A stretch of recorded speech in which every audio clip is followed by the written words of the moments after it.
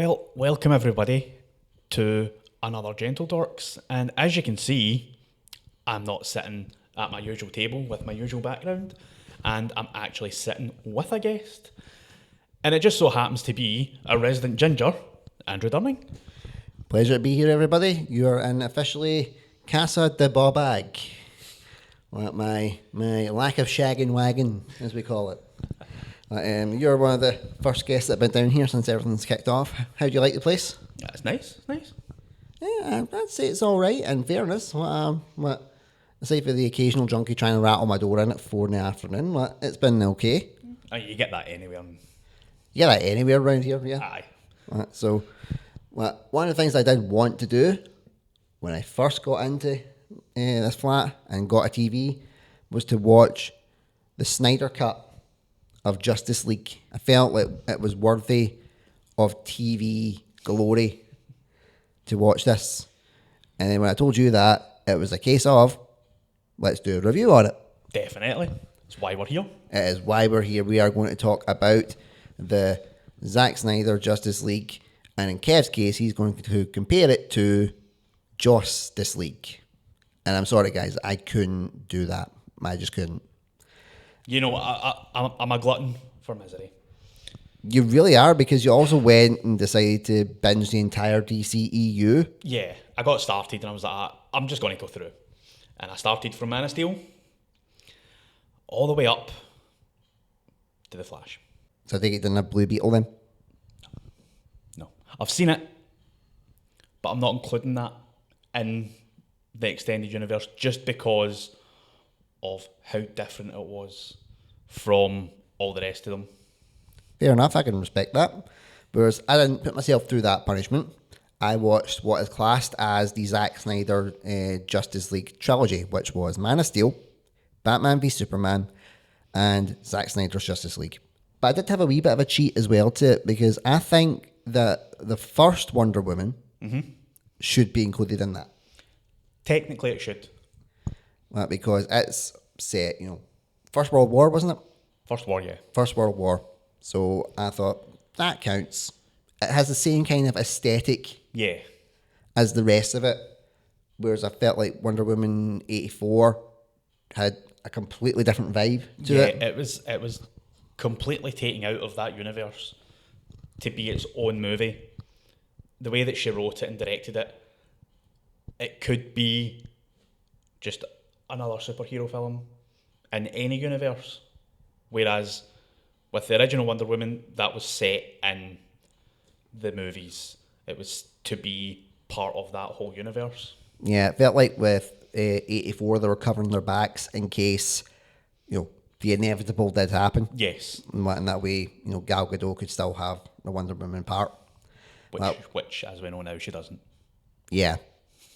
Which I think is a bit of a travesty, but we'll get onto that as we go into it, because we'll start off with the whole reason that we're here, the Zack Snyder Justice League. Yep. Now that was 6 parts and an epilogue, and it was, 4.5 hours? It was just on 4 hours. Just on 4 hours. I should have thought that, because the junkie rattled my door at 4, and then it was 8 by the time it finished. But I'd had obviously gaps when I was having to get, dinner and stuff. So, 4 hours, roughly, 6 parts and an epilogue. So, since you are the host, you tell us, what did you think of the Zack Snyder Justice League? I mean, it had its ups and downs, like every movie does. No movie is going to be completely perfect. And this one was the same. I could see his vision. I could see where he was wanting to take it. But because he couldn't do reshoots and stuff like that, he couldn't get anybody to come back in because they never gave him funding to do that. They just gave him all the footage that he'd done. And they said, cut it. So without having to do reshoots, he had to cut it with what he had. And some of the stuff that he had was directed by someone else. Which you can see that he's used that because he's had to, not because he wanted to. Because it helps move the story along, and even though he would have reshot it and done things differently, he had to use it because the money they gave him was nothing. That was one of the things that I noticed when I watched it. Like there was clear bits from the Justice League Yeah. that was in there. The one that really kind of stood out for me was when Bruce Wayne got the Flash. Yeah. And he was talking about everything that goes on with his body and stuff like that, and then says, "What's your superpower?" And he goes, "I'm rich." Yeah. That's not something that fit into that universe. Yeah. Well, especially if he's the Bruce Wayne persona around other people who don't Yeah. know his identity, makes sense. But it's not his persona. Yeah. He's just revealed who he is and is recruiting. So that didn't really land to me because it could have been like, you could have said something, if he said, "What your superpower?" It could have been like, "It's complicated." Yeah. Because he's got loads of them. Yeah. Just different ways of technology and his genius and all that kind of stuff. Yeah. But just the "I'm rich," I'm like, no, it just kind of didn't work for me. Yeah. I mean, if they changed the line to "I'm smart," that would have worked because essentially that is his biggest superpower. He's basically the world's greatest detective. Exactly. So yeah, that is a superpower. Yeah. So he's smart. That would have worked more in Zack Snyder's cut, but because they weren't able to reshoot, they weren't able to get people in, and it would have slowed down everything for it to go and just say, "Look, can I just do this one reshoot?" Even that would have helped bring it up a bit. But again, politics, studio interference, studios not wanting to pump out money to something that might not make them anything, and yet they went and done The Flash and scrapped Batgirl. But in fairness, like for this one, it was because it didn't fit in with their vision. Yeah. They had already moved on, and I think it was more a case of, we're not going to help because it doesn't tie in with our plans. Yeah. And those plans have came back and bit them in the backside Yes. royally. Yep. Since then. Now, one thing, I was never the biggest fan of the Zack Snyder verse. Like, I could appreciate it for what it was and the direction that it was going, but it didn't necessarily mean that I overly enjoyed it. I think Henry Cavill as Superman is fantastic. I think he's very, very underrated and got thrown under the bus for a lot of the problems here, which weren't his fault. Yeah.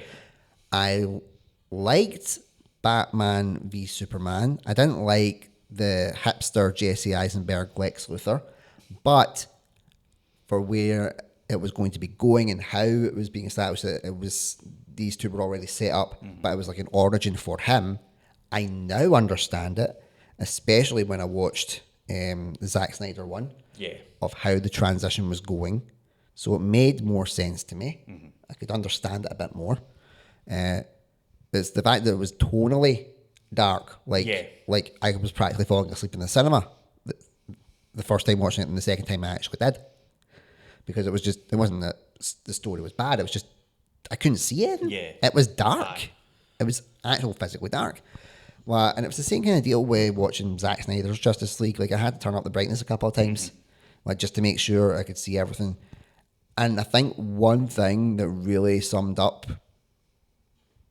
one of the parts I didn't like about it was, you go into the DVD, you press play, subtitles are automatically on. And I thought, no, I'm of that speaking dialect. I will turn the subtitles off.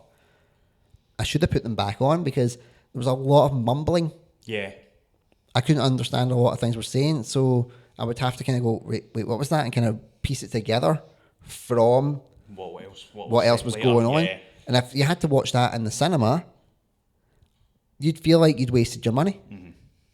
Because I know that I would have felt like that. Yeah. Like, that's to go to he wasn't given enough funding to, like, deal with the audio problems. It was all he had. They didn't give him everything he needed, so he had to put it together with what he had. And it seems to me that they done this to try and make it look bad so that they could look good, saying, we knew this is what it would be, we knew it wouldn't be good, which is why we went with the Justice League and why we put that out. because that was a finished product. We put it out. It done well. Yeah, and one of the things that again confused me was the aspect ratio. Yes. It was said that it was done to be true to the director's vision.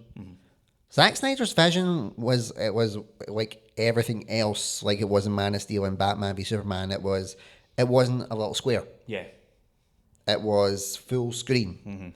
It was full up to date. If you watch any of Zack Snyder's previous work, it's the same kind of deal. Yeah. You know, like 300, Watchmen. It's all spec. There's a lot of spectacle about it. Yeah. So that felt like it was another boot to him. Yeah. And when you watch a Zack Snyder movie, you know you're watching a Zack Snyder movie. It's, you go in and you expect it to be what it is. With this one, it's not.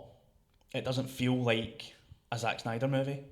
And it's one of the things that I really noticed as well. Like, I don't like to compare him to Michael Bay because it's Michael Bay.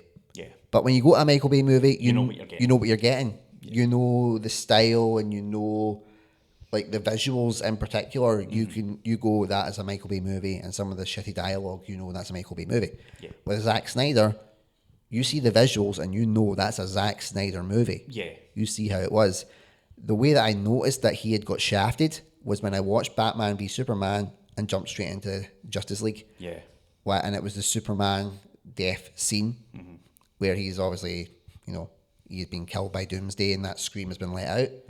Now in Batman v Superman, it's got a lot more saturation, it's a lot more pronounced. When you go to Justice League, Zack Snyder's version, it is not pronounced. Yeah. Like, it is very dull, flat.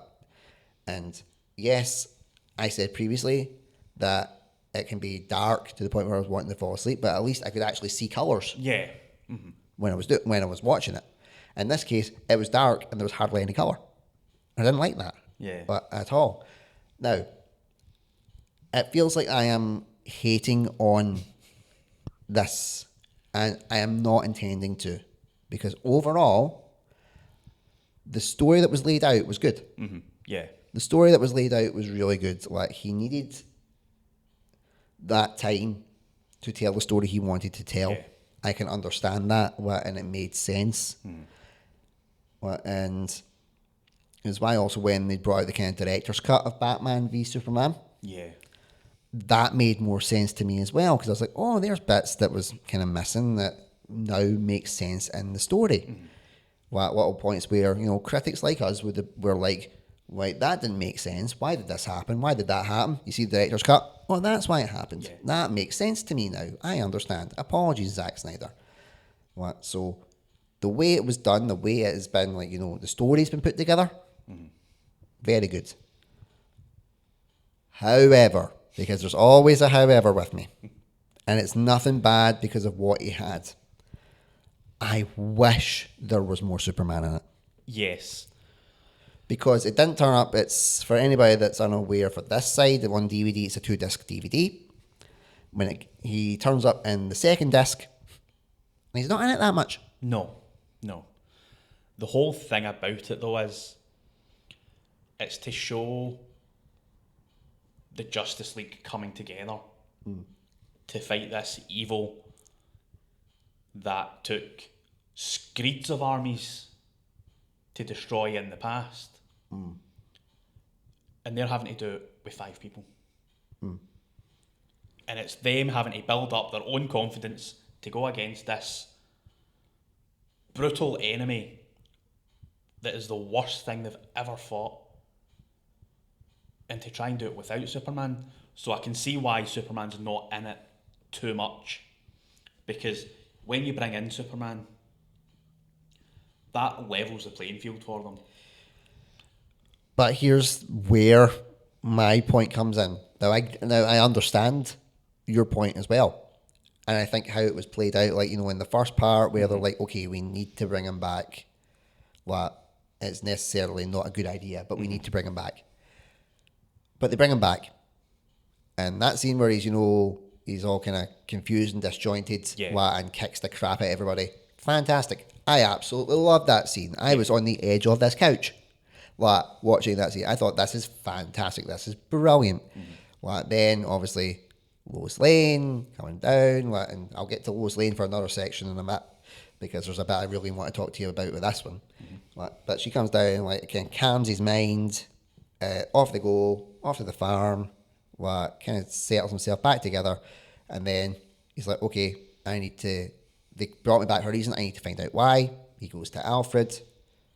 Had no clue that he would have even known where Bruce Wayne was or anything like that. But then again, he is a journalist, so must been something that he done. Probably was explained in the director's cut of Batman v Superman.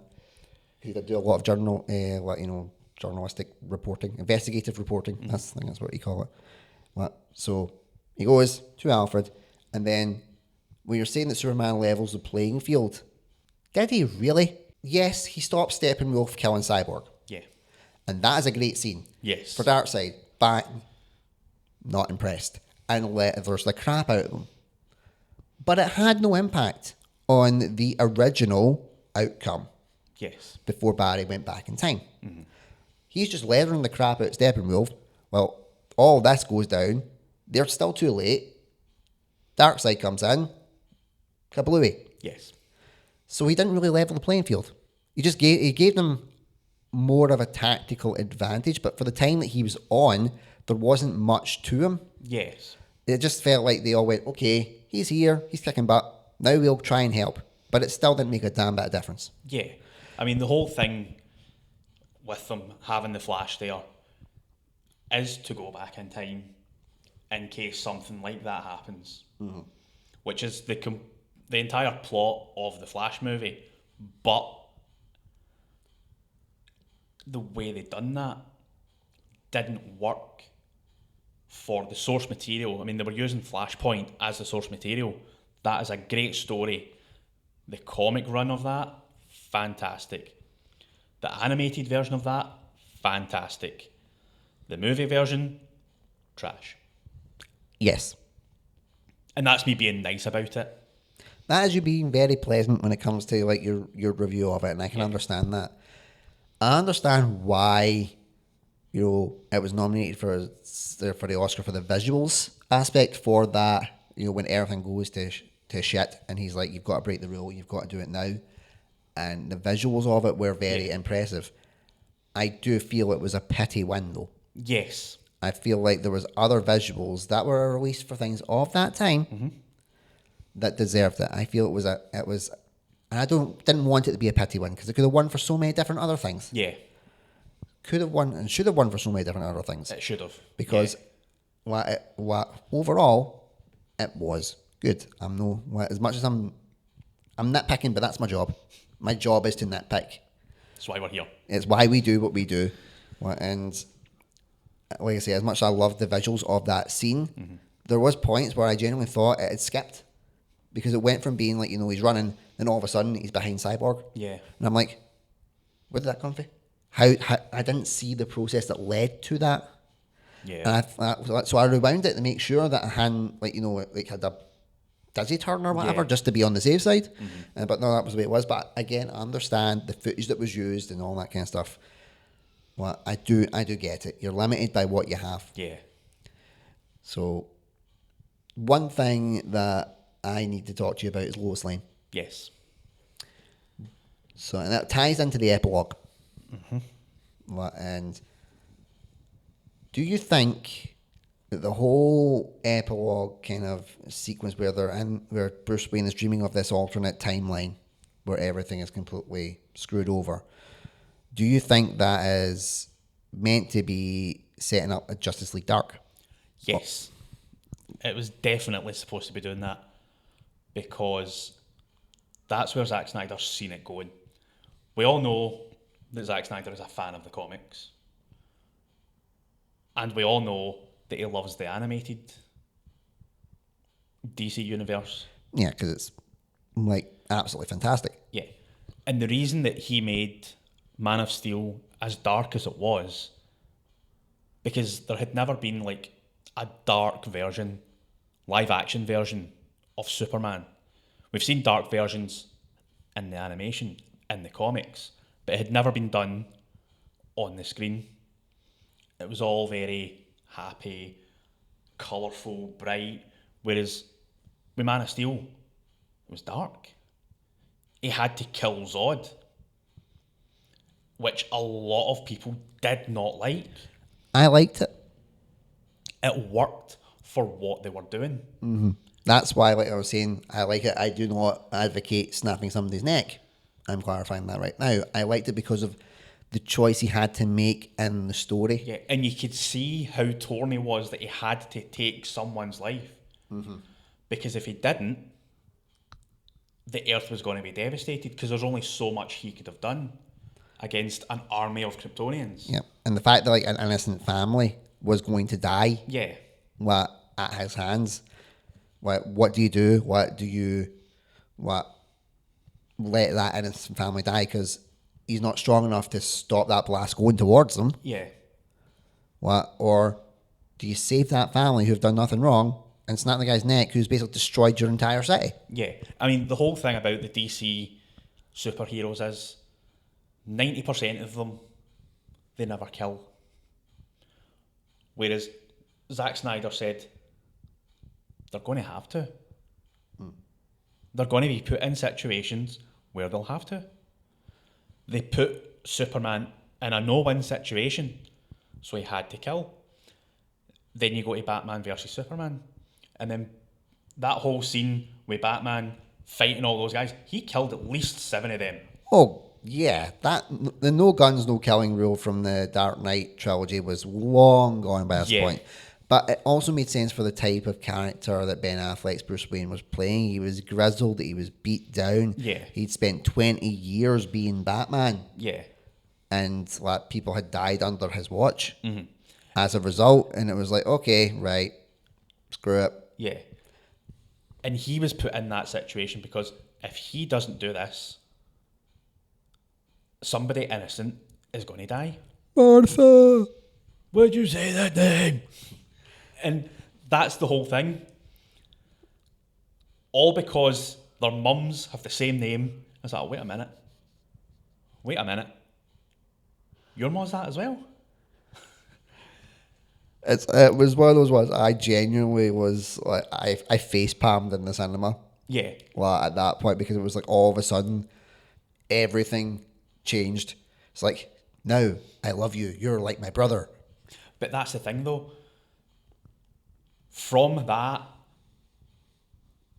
I mean, it was hilarious, but I could understand the process of it. He said his mum's name. His parents are a trigger for him. And it's like, why did you say that name? Because he doesn't know that that's his mum's name. He just thinks that he's screaming his mum's name. He's like, what you doing that for? Yeah, and when Lois does say It's his mum's name. It's his mum's name. It's like, it's a click.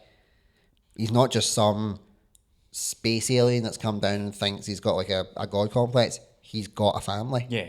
He's got a mother. And he said, in danger. yeah, because he said, save her, Yeah. save Martha. And then that's saying, if I don't save her, he's going to be like me. And I don't want more people being like me. That's not something the world needs. No, definitely not. And from that, he can see he's like, this world does need Superman, which is the entire plot of Justice League. It is indeed. And again, I do just the epilogue thing as well. As much as I loved it and loved seeing it, it broke my heart on so many levels. Yes. All the what ifs, all the what could have been. I know. I mean, if you guys you've watched my Ginger Ninja channel as well with Thomas, and I talk about, all squander potential, what of characters, and then go, right, what if? This was like all of that rolled into like one sequence. Yeah. Because you had, what if we got that Batman Deathstroke movie? I know. What if we get Justice League Dark?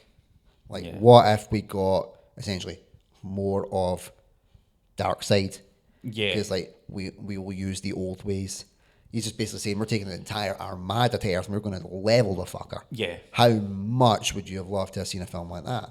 We would have loved to have seen a film like Yeah. that. There's so many ifs and buts. The only what if that I was kind of glad that I didn't see out of all that was that Amber Heard was still in the fucking movie. Yeah. Well, don't get me wrong, like I am going to play the devil's advocate here. Amber Heard, for the role that she played, she was good. Mm-hmm. Like, there's nothing wrong with her acting. Like, I mean, that's obviously how she filled the entire world with the whole everything, allegedly. Yeah. Like, but she's good at the part she played. I understand why she was playing the part that she was. Like, and with the epilogue as well, because we had the whole bit where just before Cyborg is about to drop that murder box into the water, Yeah. to bring Superman back, and he has that vision, and it's basically confirming That is that is what is going to happen, because like, at first you're thinking Bruce Wayne is just having some weird psychedelic trip from too many blows to the noggin. Yeah. But that mother box confirms, no, this is what's going to happen. And it was Amber Heard's, like Mira's line of, I'm going to make that bastard pay for what he done to Arthur. Mm-hmm. And you see that bit where Darkseid runs him through. And I was like, holy crap. Yeah. It's not just a bad dream. Yeah. It's what's going to happen. Mm-hmm.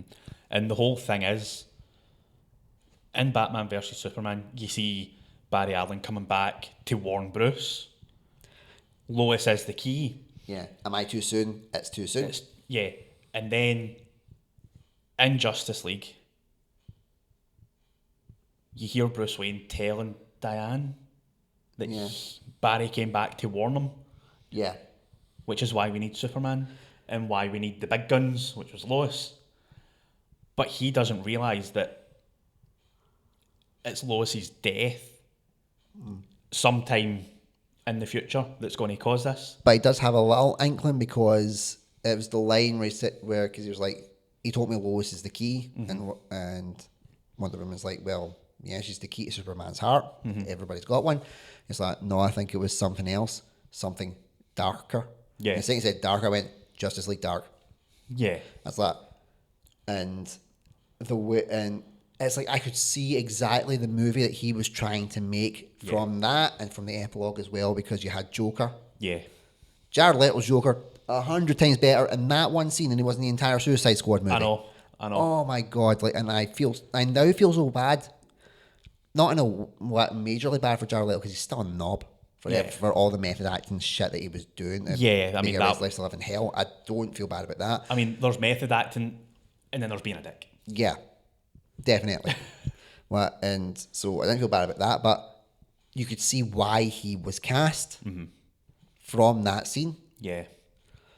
Because that little exchange between Jared Leto and Ben Affleck, that where he's like, and when I kill you, and make no mistake about it, I will fucking kill you. I was like, whoa, that is good. Yeah. And then I was like, he's taking bits from the Justice League Dark. So Joker clearly goes through with what he goes through with. For anybody that is unaware, I'm going to break down what I think was my vision for Zack Snyder's plans going forward. Zack Snyder, if you listen, please get in touch and tell me if I'm right or wrong. So it's going to be the same kind of deal. Joker tricks Superman into thinking, fuck, Doomsday's back. Up into space, yells Doomsday, job's a good one. You then find out that was actually Lois Lane, who was pregnant with his kid. Yeah. Which is why I think there was also the foreshadowing, because there was a wee pregnancy test that was kicking about in one of those scenes with Lois Lane. Yep. That causes him to snap. But instead of killing the Joker, which is what causes him to go dark in that timeline, it leads to him being manipulated and falling under the guise and control of Darkseid. Yes. As we saw with Cyborg's vision, when he is completely broken and Darkseid just puts his hand on his shoulder. The other ones, he is just laying waste to left, right, and centre. Yeah. But he sees in Superman, I can use you to my advantage. Yep. And he does. He's like, come with me, you will never feel pain again. Let's go and get everybody that has caused you this pain. And kill them. Because Joker is now on the side of Batman, because he's like, oh crap, I don't want to die. He's still got a no-kill kind of policy against me. For now. Well, for the moment, I'm going to line in with him. Yeah. Well, so I think that was the way that it was going down. Well, and it would obviously involve, there would be a lot of timey-wimey stuff since Joker's like, how many timelines have you screwed over? Yeah. Well, and I was like, oh my God. There was just so much there. And the fact with that line is that the Joker from this timeline? Is that the Batman from this timeline? Has Barry had to go and get other people from different timelines to bring them here to fix things? Because the timeline's already been screwed up so much that he can't go back, because he's seen what happens if he goes back and it just keeps failing. So they need to just continue. So he's brought people from different timelines to try and solve the problem so that they can get the Earth back to a livable state. Yep, which is essentially what happens in that Justice League Dark. Yeah. Well, it's a case of, right, we need to sort this and sort it permanently. And because I know essentially that Barry Allen sacrificed his life for that one, it would have been great to see that happen to Ezra Miller. Yes. Well, and it's another thing. Ezra, why were you such a dick? You're so good as the Flash. And he really was. And yeah, it was. In the movies we saw him before The Flash and before all the problems and before all the shit, it was perfectly cast. 100%. The way that they portrayed the character as being this complete introvert but having to be an extrovert, and they played that fantastically. And it's the whole point, like the entire cast, and we all had reservations about every one of these people being cast in their roles when they were announced. Henry Cavill, people were like, who? Why is a British guy playing an American hero? He's from Krypton, he's not American, get it through your skull. Then Ben Affleck, Batman. Oh dear God, Batfleck, he destroyed Daredevil. What? I can totally understand that. I still was not the biggest fan of Ben Affleck's Batman. He's not my best interpretation, but he wasn't bad. He won me over. I thought because he spent most of his time as Bruce Wayne, which I think made it better because it's been 20 years. He looked like an old grizzled guy because it's Ben Affleck. He is an old grizzled guy. He's been around since forever. And then he gets given Batman. And people are like, Ben Affleck? Really? And then you see it and it's like, oh, I can see why they've done that. Because with the 2022, the Batman, people are at twice shite. I have to admit, I was one of them. I was one of them, but I thought, I've seen him in other things. And he is actually a terrific actor. Oh, he's fantastic. He's a fantastic actor. So is Kirsten Stewart, to give her due as well. It's just the roles that they had to play to get their break is utter garbage. Yeah. But you watch Pattinson and, for example, The Lighthouse with Willem Dafoe. Oh, that was fantastic. Brilliant movie. Yeah. Fantastic. Then you look at Kirsten Stewart, if you check out any of her kind of more indie pictures, you can see how great an actress she is. Yeah. So I was like, okay, I'm gonna give him benefit of the doubt. And yes, there are some rough edges to kind of smooth out in that sense, but he is going for it, and I hope he does really, really well. Yeah. So again, Batfleck won me over, and it was because of the Bruce Wayne side of it. Yeah. Mm-hmm. Because we always see the Batman, we never see the Bruce Wayne. Yeah. That's when we saw more of the Bruce Wayne. Because I'm Bruce Wayne now, and I am part-time Batman, whereas it was always the other way around. Yeah. Gal Gadot was Wonder Woman. Everybody lost their shit. Everybody went nuts about it. They're like, no, you're ripping off Xena Warrior Princess, was one of the memes that was going around at the time. And she blew them out the water, and she is the key for me of the DCEU. Her performance was a revelation. Mm-hmm. Brought a character to the screen that should have been on the big screen donkeys ago. Definitely. And done brilliantly with it. What Ray Fisher's Cyborg. Now we're going to touch on this when we talk about Justice League as well, because we need to.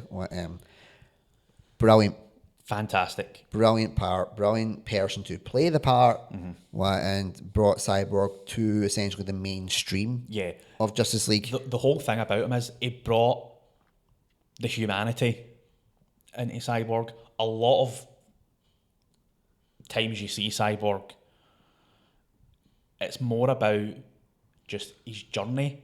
You don't actually get to see his personality, his struggle, about how he's dealing with everything that he has.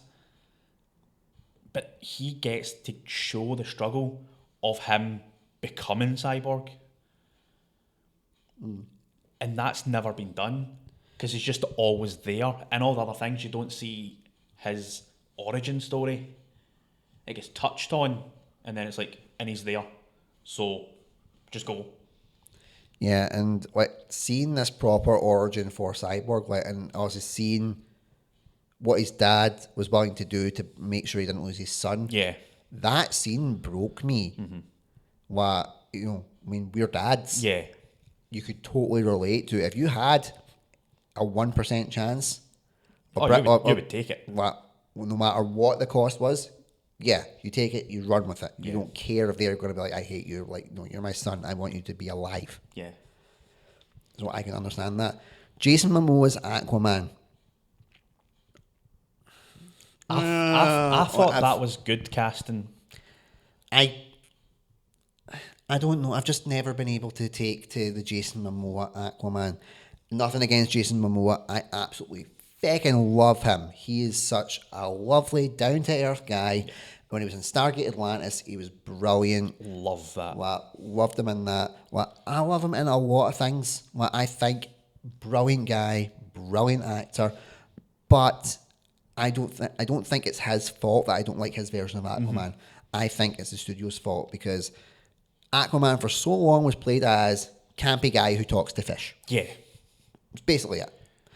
And they didn't want to go down that route, so they just went for the most overly masculine, overly, like, you know, like OTT grunting male that they could find.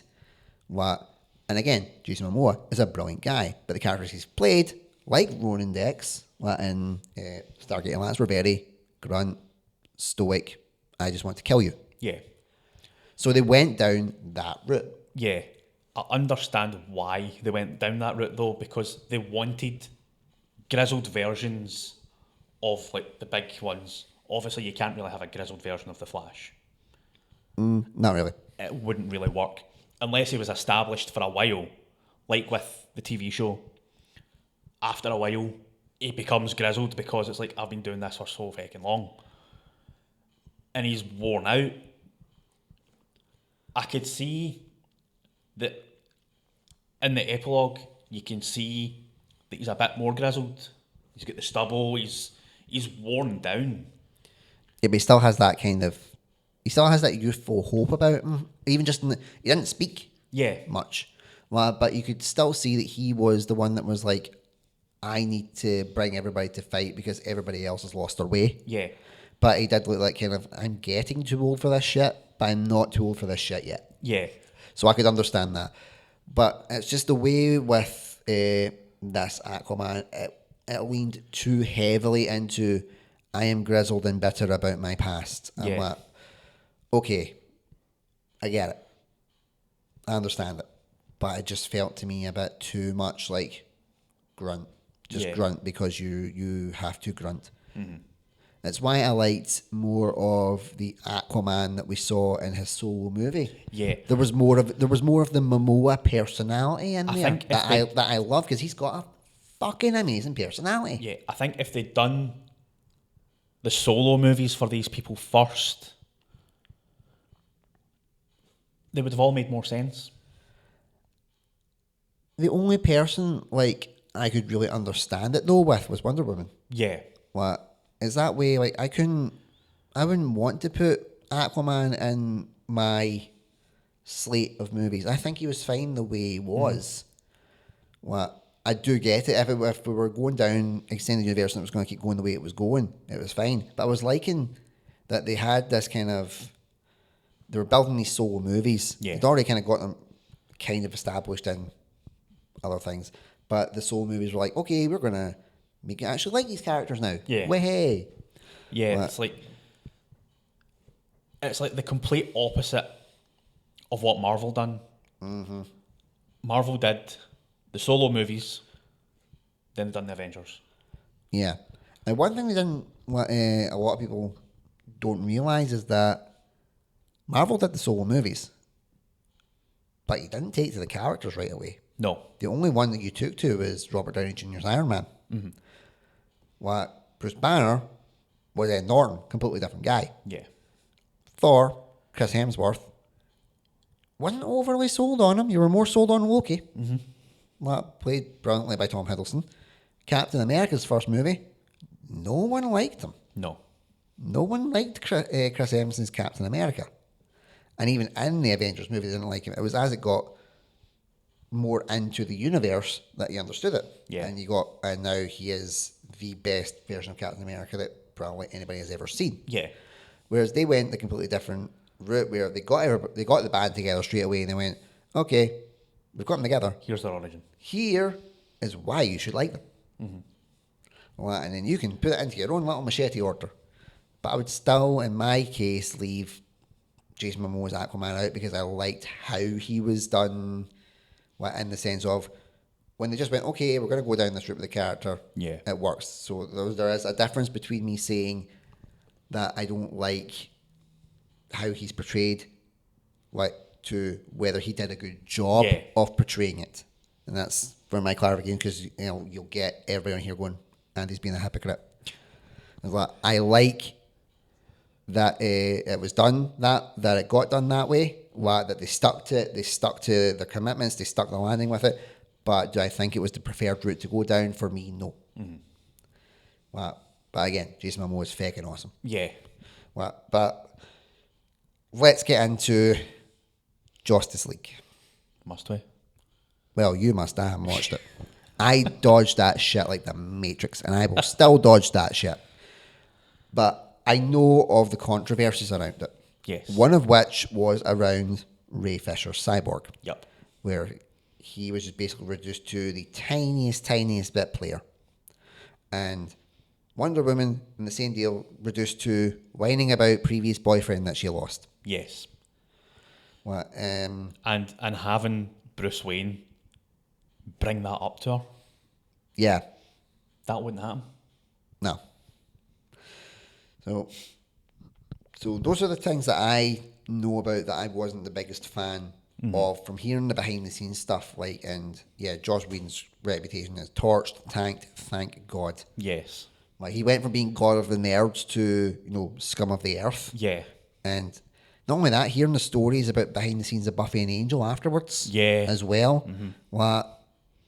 Sorry, I'm glad his career's taking a tank. Yeah. I mean, yes, he did bring us Buffy, he did bring us Angel, he did bring us Firefly. He brought us the first Avengers movie. The first Avengers. Second one, his star was on the wane at that point. Yeah, because things had started to come out, and then he jumped and done Justice League after that. And yeah. The whole thing is, yes, he's done all these great, fantastic things that people love to this day. Yep. But they're tainted. It's like anything that came out through Miramax or the Weinstein Company. Yeah. A lot of that stuff is fantastic, yep. but it's marred in the whole sexual assault and sexual deviance of Harvey Weinstein. I love Kevin Smith's View Askew universe. Yeah. Clerks and Jane Silent Bob and all that, but they were under that company. Yeah. And the thing is, we technically have Harvey Weinstein to thank for the View Askew universe continuing, because the original is Dante gets shot and is killed. And it was Harvey that came to him and said, we'll just have him shut in the shop. And Kevin Smith's like, but I don't know how to finish it. It's like, doesn't need to finish. He shuts the shop, goes home. He wasn't supposed to be there that day. Just have him going home from his shift. And then Kevin Smith sat and thought about it. He's like, I suppose that's what I would do. I shut the shop and I go. Exactly. And if it wasn't for Harvey Weinstein, we wouldn't have had Mallrats. We wouldn't have had Dogma. We wouldn't Dogma. have had Jane Silent Bob Strike Back. We wouldn't have had Clerks 2, Clerks 3, the Jane Silent Bob reboot. We wouldn't have. I know we wouldn't have had it, any of that. But you do understand. But you look back and it's like there's a taint to all these things. Yes, there's a taint to it. And that is one of the saving graces of Justice League, because the movie was shite anyway. Yeah, so it's like nobody needs to go back and watch it, although I did. I know. Glutton for punishment. I know. I'm sorry. And it's one of the reasons why I didn't bother, because I was like, look, because you know what I'm like. I want to see things in their true interpretation. Yeah. Mm-hmm. Well, and the second I was like, it's been redone, it's been recobbled, and it's been reshot, and I was like, no, I don't want that. Mm-hmm. I'm like, if I'm going to finish this, because this is when there was still the petitions of the release of Snyder Cut. Yes. And I was like, as much as I'm not the biggest fan of his way of how he's going, I respect his vision, and I want to see his vision being seen through to the end. Mm-hmm. And it was, and that's why I was like, that's why I was so determined to get that trilogy when I saw it. Yeah. Because even like my brother was like, you're not the biggest fan of DC. Why are you doing this? Why are you getting it? Because you weren't the biggest fan of Man of Steel. Mm-hmm. Well, you weren't the biggest fan of Batman v Superman, yet you're getting them in Zack Snyder's Justice League. I'm like, just because I'm not the biggest fan doesn't mean I don't respect the vision and the effort. You want to see something play out to its natural conclusion. Definitely. And do you get the full natural conclusion? No, you don't, because the epilogue just constantly kicks you in the balls of what could have been. But for what he was wanting to do to get to Justice League at this point, I wanted to see it. I wanted to see it rounded up in the way that he done it, and he stuck the landing. Yeah. Not a lot of people can say that. It took Marvel 14 movies 14. to stick the landing for their phase with Endgame. They stuck it brilliantly. Yeah. But they had a few false starts along the way. Yeah. Like I said, not every movie is going to be perfect. Even Endgame, fantastically done. Yes. A lot of scenes didn't need to be there. Very true.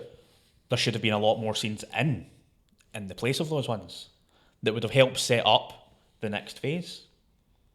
Because they'd been doing that. They'd been setting up later phases in previous movies beforehand. Wee comments here, characters getting name dropped there, pictures of Captain Marvel's thing. I mean, technically Captain Marvel was supposed to be in Age of Ultron.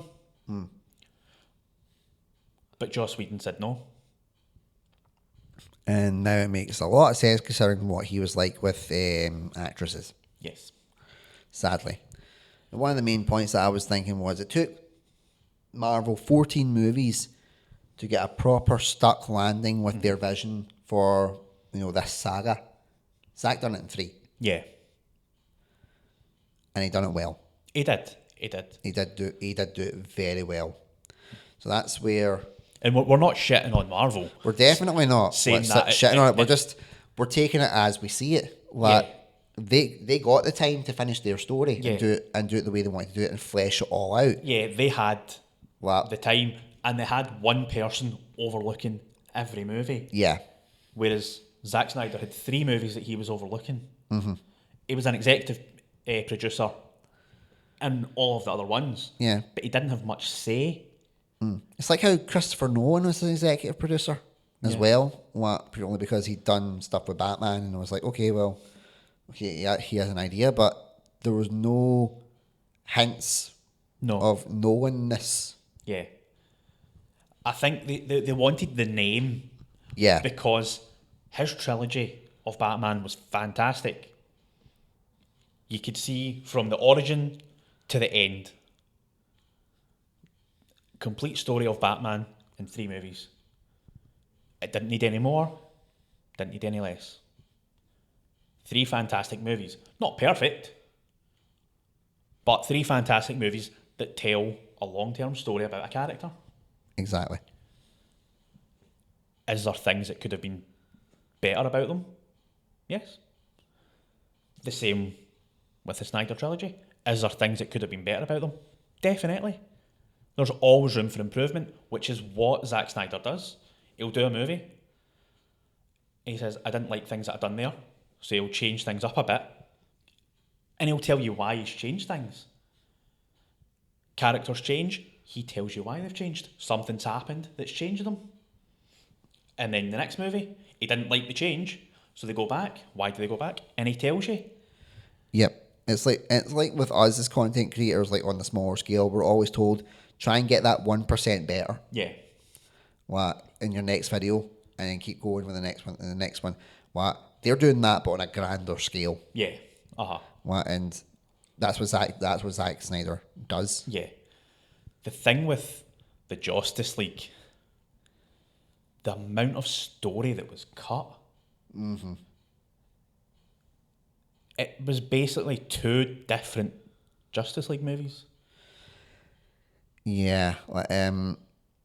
From what I know about Justice League and from what I've watched from Justice League, there was certain points that were similar. Yes. Like the Superman returning kind of bit. And like laying siege. There was a lot of similarities there. Yeah. The thing about that is the whole Superman coming back and then that big massive fight scene, that was Zack Snyder that directed that. Joss Whedon was told, you're not changing that. That's going to be the scene that everybody talks about. So he was not allowed to do any reshoots for that. That scene was done. And you can see that in Justice version. You can see that is what Zack Snyder done. Yeah. There's a lot of things that they used from Zack Snyder, but they reshot them so that they could take Zack Snyder's name off of the director because they'd only directed that amount. And if you've directed that much, but they've directed that much, they're the director. So that's why it's Joss Whedon that's the director in his cut, because they reshot it. Yeah. One bit I would have cut from both versions was, when they're having like the kind of final battle and Cyborg catches Aquaman and he goes, "My man," and it flings him away again. I would have cut that from both. That was just cheesy as shit. I didn't like it. Yeah. I mean, like I said, not every movie's going to be perfect. Oh God, no. There's things that didn't need to happen. That's one that didn't need to happen. You could have just caught him and chucked him out to the next one. There was no need for the dialogue. It's a battle scene. It writes itself. You don't need dialogue during battle scenes unless it's imperative to the story to push it forward. Yeah. And we've seen battle scenes throughout history. You don't need the dialogue unless it pushes the story forward. Very true. And I'm going to talk about Steppenwolf. Yes. And I'm going to be extremely controversial. Oh God. Sorry. I didn't like his design in Zack Snyder's Justice League. I actually preferred Justice League's design. I'm going to get a lot of hate for this.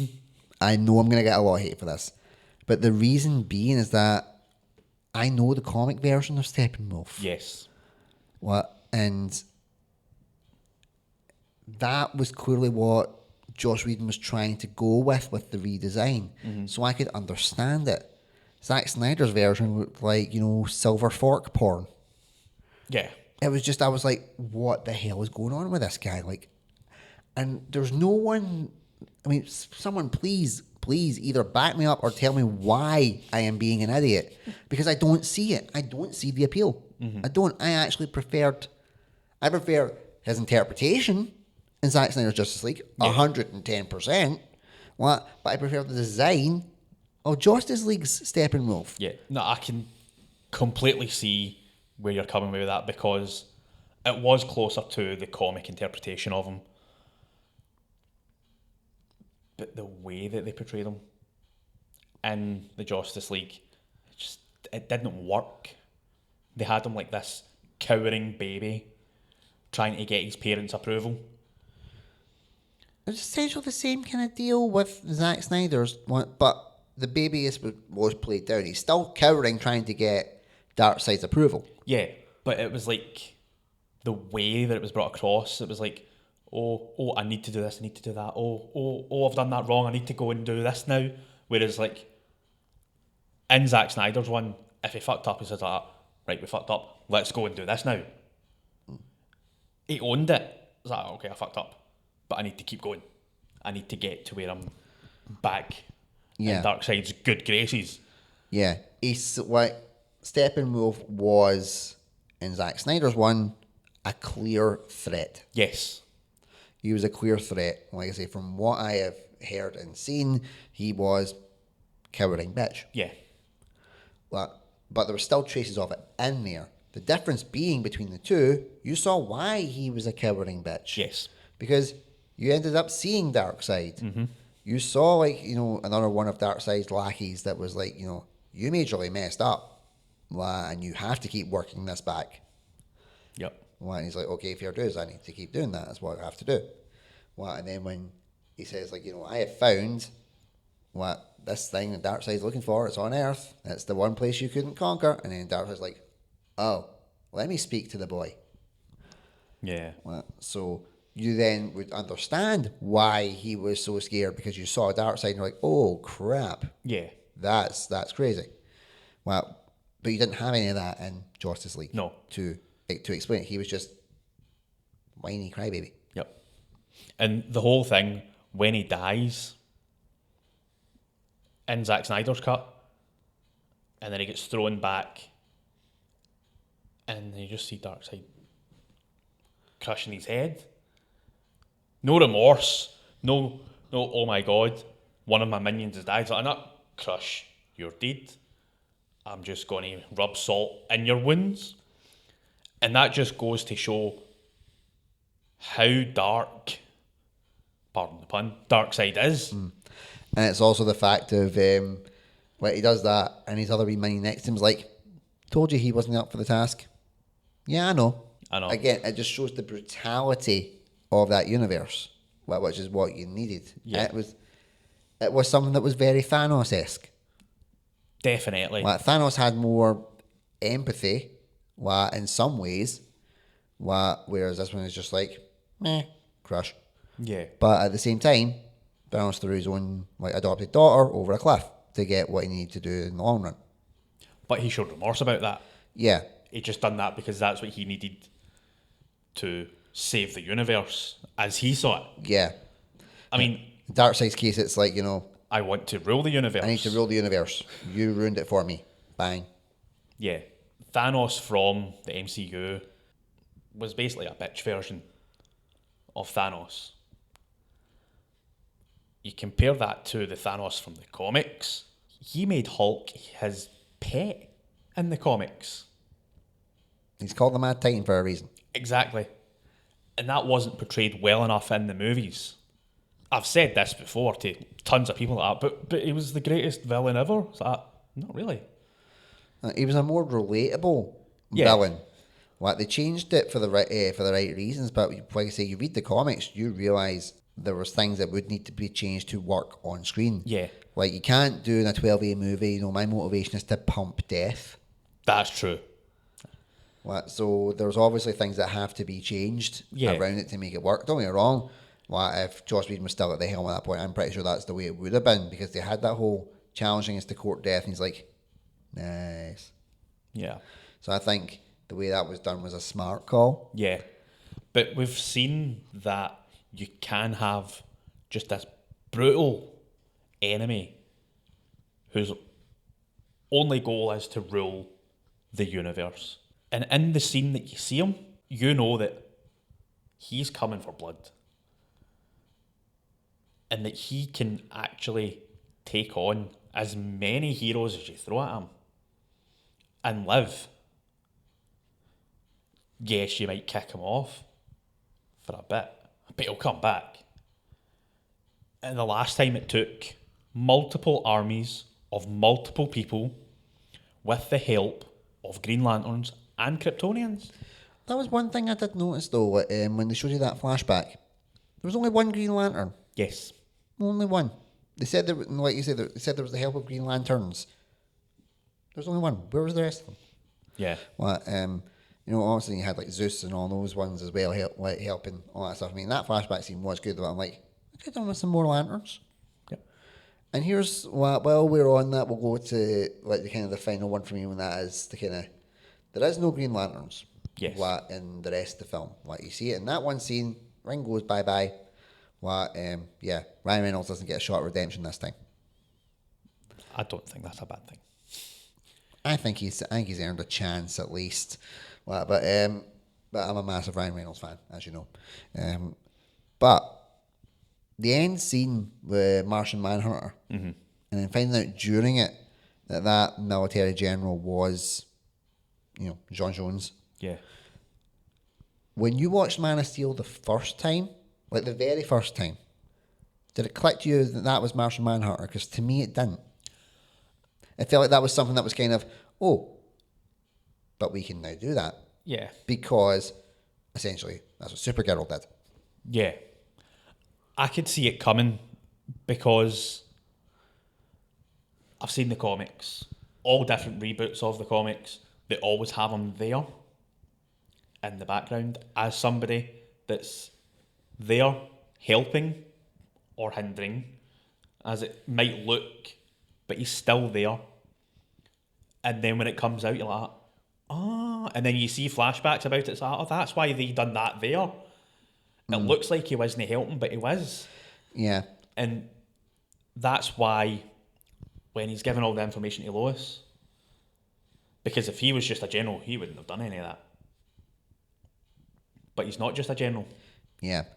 Well, and also that in the Zack Snyder one where, you know, he turns up as Martha, and it's given and you know, like they get back out into the world, blah blah blah, and then you find out it was him out with, but then Martha turns up at the farm, and it's the big hug and stuff like that.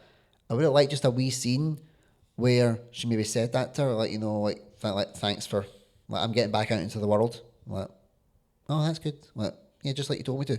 No, I didn't. Just a wee something where it could have been like, just like a wee Easter egg of, no, I didn't say that. No, you came round. No, you didn't. And it's just a wee kind of, they're both like, yeah, that's weird. Yeah. I mean, well, and then just that wee something, like, so it could have, I was wanting that little bit of a payoff there. Also, we get Martian Manhunter at the very end. Yeah. Well, and I was like, cool, I'm good with that. I'm good that we got to see him. I'm all right with that. That was a wee one. I was like, he covered so much ground with tying threads together. It just felt so odd that it was just that one little thread that was just left for me. Yeah, I mean, it should have because been... it's like, why the fuck was she on the farm in the first place? Because he'd already said, well, you know, when Martha had went, Banks got the house, I'm living somewhere else. You can't go back to the house if that's the case. So why was she there in the first place? It should have been even like a, what are you doing here? Like you told me that you're not here anymore. Why are you back? And it's like, and and even then, it could be like, okay, well, why are you guys here? Oh, my son's back from the dead. Yeah. That kind of thing. It's like, how did you know he was going to be here? It was just that scene kind of thing. There was little bits where if he's having to pad out a 4 hour 6-part feature, and there are a couple of minutes where those little bits where they're like, what the fuck? Yeah. Wouldn't have made a difference in the grand scheme of things. So I understand why they weren't there, but for me it would have been nice. It's just a wee niggle. I mean, I think that he had planned things, but because of the reason he had to leave, which was, you know, a legitimate reason. Yeah, I loved the dedication at the end. Yeah. That was, I mean, just beautiful touch. We all know that he had to leave, and nobody blames him for leaving. Aside from Warner Brothers, clearly. They can blame anybody, but at the end of the day, we all know it's Warner Brothers. Yeah, they're basically the Vince McMahon. Yeah. Nothing's their fault if it's their fault. But we know why he had to leave, and then they thought, oh, we'll get Joss Whedon in. He done well with the Avengers movies. Which he did. He done well with the Avengers movies. He done well with the first one. The second one, it was all right. I thought, I think I'm one of these people that think that Age of Ultron is going to be one of the ones that people go back and go, you know what, that's actually really good compared to some of the other ones. I think it's more a case of it set it up for a direction that eventually they had to kind of do slight course corrections with.